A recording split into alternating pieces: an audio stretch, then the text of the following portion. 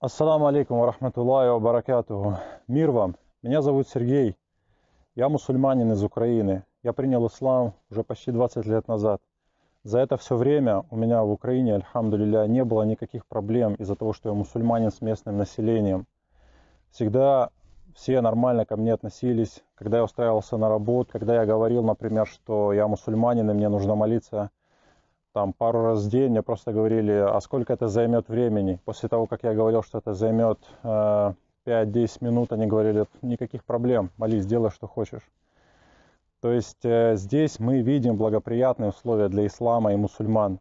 Здесь есть свобода, здесь никто не приходит ночью, никакие СБУ или ФСБ, и не терроризируют мусульман за то, что они только практикуют ислам. Можно изучать любые книги по исламу.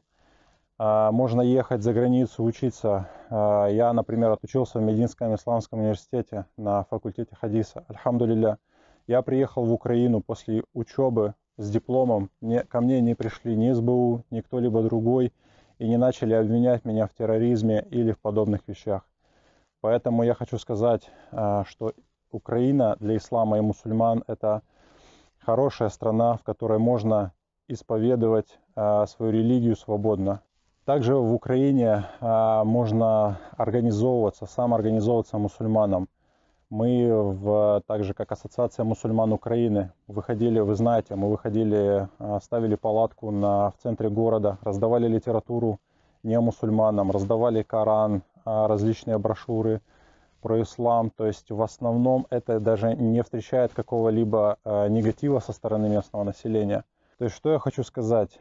Украина – это свободная страна, в которой каждый мусульманин, откуда бы он ни был, он может свободно, не боясь за свою жизнь своих детей и близких, исповедовать ислам. Баракаллаху фикум. Саламу алейкум ва рахматуллахи ва баракатуху.